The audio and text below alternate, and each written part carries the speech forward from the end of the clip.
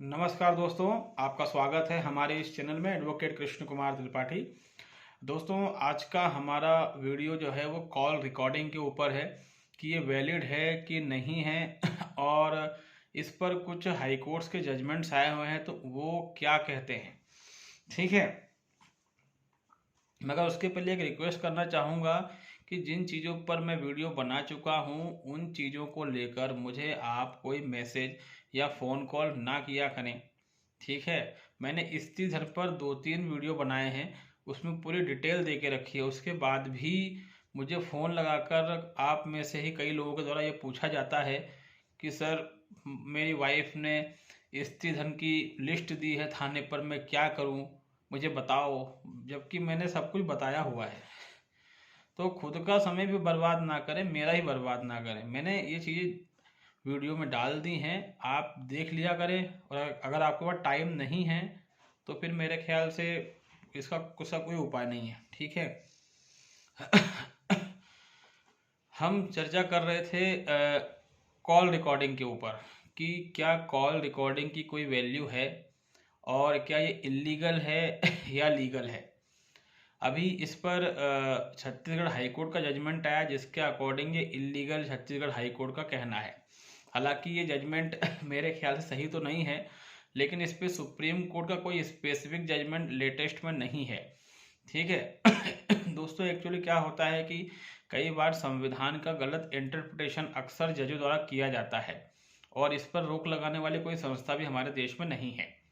संविधान में मौलिक अधिकारों की जो चर्चा की गई है उसमें साफ साफ कहा गया है कि मौलिक अधिकार उसी सीमा तक लागू होंगे जिस सीमा तक किसी अन्य व्यक्ति के अधिकारों का हनन ना हो। कहने का मतलब ये कि अगर एक व्यक्ति है, उसका एक मौलिक अधिकार है, लेकिन इसका ये अर्थ नहीं है कि उसके मौलिक अधिकार से किसी अन्य व्यक्ति को कोई ठेस पहुंचे। अगर ऐसा कुछ होता है तो फिर उसको मौलिक अधिकार नहीं माना जाएगा। कहने का ये मतलब है कि मौलिक अधिकार जो हैं, फंडामेंटल राइट्स की हम जो बात कर रहे हैं, तो इनकी एक लिमिटेशन है। ये एब्सोल्यूट नहीं है, ये अनलिमिटेड नहीं है। जैसे किसी को अपनी बात कहने का अधिकार है, लेकिन इसका ये अर्थ बिल्कुल नहीं है कि कोई किसी को माँ बहन की गाली बकेगा या कोई किसी के बारे में झूठ फैलाएगा। ये बड़ी कॉमन सेंस की बात है। मगर जुडिशरी के कई जजमेंट ऐसे लगते हैं जैसे कि वहाँ पर कॉमन सेंस या एप्लीकेशन ऑफ माइंड की कमी दिखाई देती है। तो मौलिक अधिकारों की हम चर्चा करें तो कोई भी मौलिक अधिकार किसी अन्य के मौलिक अधिकार का हनन नहीं कर सकता है। और हमारे संविधान में साफ साफ कहा गया है कि मौलिक अधिकार वहीं तक लागू होंगे जहां तक व्यक्ति ने कानून का उल्लंघन ना किया हो। अगर आप कानून का उल्लंघन कर रहे हैं तो मौलिक अधिकार लागू नहीं होगा। Call recording right to privacy के तहत इनवैलिड है, ये बात पूरी तरीके से हजम नहीं हो सकती है। क्योंकि अगर ये राइट टू प्राइवेसी का मामला है तो फिर आपने लाखों भारतीयों को जेल में बंद करके रखा हुआ है। ये भी राइट टू प्राइवेसी का मामला हुआ, आप उनको जेल से बाहर निकालिए। अब आप कहेंगे कि उन लोगों ने क्राइम किया है, तो उस तरह कॉल रिकॉर्ड में अगर कोई जान से मारने की धमकी दे रहा है, आपको झूठे आरोप में फंसाने की धमकी दे रहा है, तो ये भी तो क्राइम है। तो फिर ये राइट टू प्राइवेसी वाली बात कहाँ से आ गई। तो कॉल रिकॉर्ड जो है दोस्तों, ये वैलिड होता है। भले छत्तीसगढ़ हाई कोर्ट ने कुछ भी जजमेंट दिया हो, जजमेंट दिए जाते हैं, बाद में पलटते भी हैं।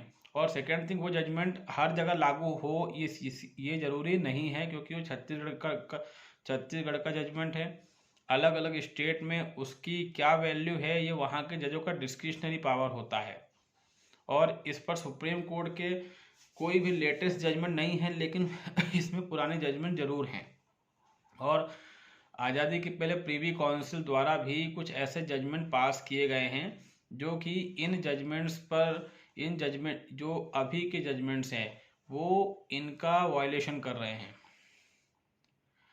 अब मैं आपको कुछ जजमेंट बता देता हूं जिसमें कि किस तरीके से सुप्रीम कोर्ट ने कुछ जजमेंट दिए हैं जो ये बताते हैं कि वर्तमान समय में छत्तीसगढ़ हाई कोर्ट द्वारा दिया गया जजमेंट गलत है। ठीक है दोस्तों, पहली बात तो ये कि माननीय सुप्रीम कोर्ट ने एक जजमेंट दिया था, ये वो काफ़ी पुराना केस है।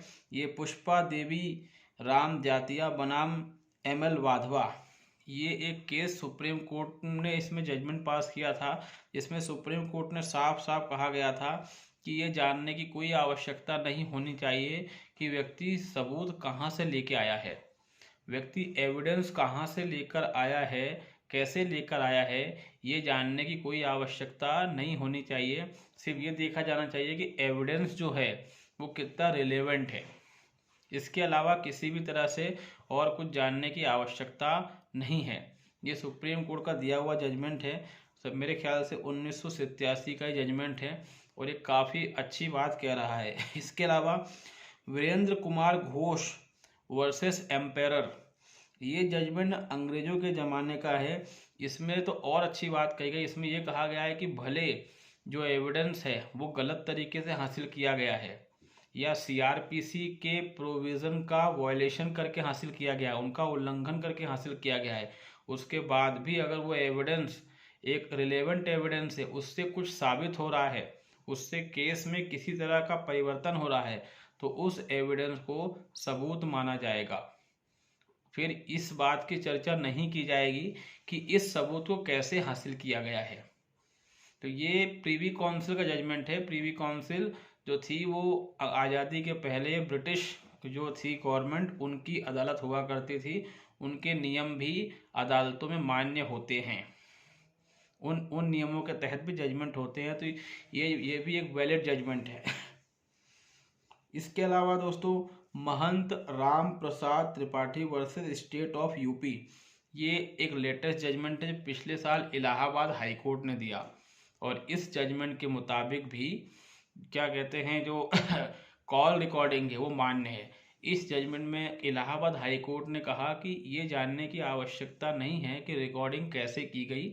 अगर वो रिकॉर्डिंग कहीं ना कहीं रिलेवेंट है, सुसंगत है, तो ये रिकॉर्डिंग मान्य है। इस पर व्यर्थ की बहस नहीं होनी चाहिए। कुल मिलाकर कोई भी एविडेंस आप कहीं से भी कलेक्ट कर रहे हैं और वो एविडेंस किसी क्राइम के होने की सूचना दे रहा है या फिर किसी ऐसे सबूत की सूचना दे रहा है जो आपको हेल्प कर सकता है, तो ये सारे एविडेंस दोस्तों मान्य हैं। इस बात को ध्यान रखें। इसके अलावा R.M. Malkani versus state of Maharashtra, ये भी सुप्रीम कोर्ट का जजमेंट है।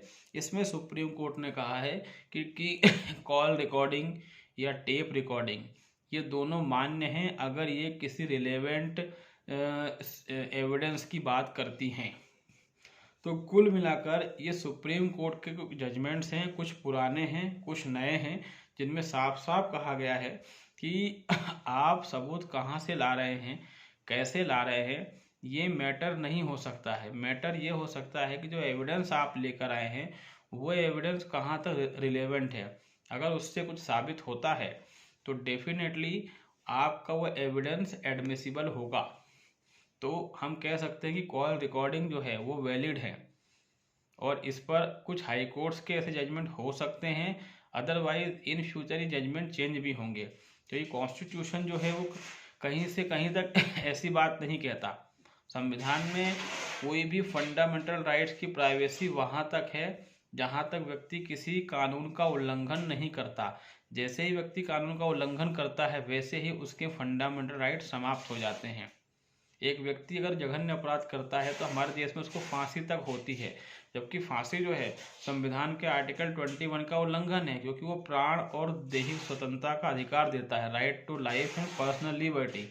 तो इस तरीके से जो फांसी हो रही है वो भी गलत हुई फिर तो सुप्रीम कोर्ट और दूसरे कोर्ट के लॉजिक के अनुसार। फिर आपने जिनको जेल में डाल के रखा है वो लॉजिक भी गलत हुआ, उससे भी जो है प्राइवेसी का वायलेशन हो रहा है, उससे भी आर्टिकल 21 का वायलेशन हो रहा है, मगर आप वहाँ पर तर्क देते हैं कि उसने क्राइम किया है। तो उसी तरीके से जब कोई कॉल रिकॉर्डिंग में कोई गलत शब्दों का इस्तेमाल करता है तो सीधी सी बात है कि उसने क्राइम किया है। या कोई आपको धमकाता है, कोई ऐसी बात कहता है कि जो क्राइम है और जिसको वो एक्सेप्ट कर रहा है, तो ये सभी जो है ये एडमिसिबल एविडेंस हैं। तो ये जो जजमेंट्स हमने बताए इनका इस्तेमाल करते हुए अगर आपके पास कॉल रिकॉर्डिंग्स हैं तो उनको कोर्ट पे प्रस्तुत करें। और कॉल रिकॉर्डिंग ये वेल नोन फैक्ट है कि वो सेकेंडरी एविडेंस के अंतर्गत मानी जाएगी, वो प्राइमरी एविडेंस नहीं होगी। तो उसमें section 65B Indian evidence act का एफिडेविट जरूर लगाएं। और कॉल रिकॉर्डिंग जो है वो बिल्कुल वैलिड हैं, उसका इस्तेमाल ज़रूर करें। कुछ हाई कोर्ट्स के जजमेंट आ जाने से हमें पीछे नहीं हटना चाहिए और हमें ये नहीं सोचना चाहिए कि हमारा केस बिगड़ जाएगा। उल्टा अगर हम वहाँ पर अच्छे तर्क रखेंगे और इन जजमेंट्स की बात करेंगे तो इन फ्यूचर ये भी होगा कि जिन हाई कोर्ट्स ने फ़िलहाल ये जजमेंट दिए हैं उन्हें भी अपने जजमेंट्स को पलटना पड़ेगा। तो मेरे ख्याल से हमने जो भी आपको बताने की कोशिश करी है वो आपको समझ में आया होगा। अगर कोई भी व्यक्ति आपको फ़ोन कॉल करके जान से मारने की धमकी देता है तो क्या उसकी कॉल रिकॉर्ड नहीं करेंगे आप? और क्या कोर्ट उसको उस कॉल रिकॉर्ड को इनवैलिड कर देगी? कोई व्यक्ति है किसी महिला को कॉल लगाता है और फिर वो उस महिला से अश्लील बातें करता है, महिला उसको रिकॉर्ड कर लेती है, पुलिस को दिखाती है, तो क्या पुलिस कार्रवाई नहीं करेगी? क्या पुलिस महिला से ये कहेगी कि तुमने उसकी कॉल रिकॉर्ड करी है, ये इनवैलिड है? ऐसा नहीं होता है। अगर कोई भी कॉल रिकॉर्ड आप कर रहे हैं और उससे किसी अपराध के होने का बोध होता है तो डेफिनेटली वो वैलिड है, उसको सुप्रीम कोर्ट भी खारिज नहीं कर सकता। जो यूट्यूब में अफवाहें उड़ाई जा रही हैं कॉल रिकॉर्डिंग करना क्राइम है, आपको जेल हो जाएगी, ऐसा कुछ नहीं होता है। अगर कोई व्यक्ति भारत के राष्ट्रपति, प्रधानमंत्री या सुप्रीम कोर्ट के जजों को जान से मारने की फ़ोन पर धमकी दे तो क्या उसकी गिरफ्तारी नहीं की जाएगी? तब हम क्या ये कहेंगे कि उसकी कॉल रिकॉर्डिंग की गई है और जिसने भी कॉल रिकॉर्ड किया उसको गिरफ्तार किया जाए? हम ऐसा नहीं कहेंगे, हम सीधा एक्शन लेने की बात करेंगे। तो जो हमने जजमेंट्स बताए हैं उनके अकॉर्डिंग कॉल रिकॉर्डिंग करना बिल्कुल गलत नहीं है। और हम एविडेंस कैसे कलेक्ट कर रहे हैं ये हमारा मैटर है। इसमें भी कोर्ट को ज़्यादा विचार नहीं करना चाहिए। कोर्ट को सिर्फ ये देखना चाहिए कि जो एविडेंस लाया गया है वो कितना रिलेवेंट है, कितना सही है। अगर वो रिलेवेंट है, सही है, उसका केस से संबंध है तो ऐसे एविडेंस को कोर्ट स्वीकार करने से इनकार नहीं कर सकता है।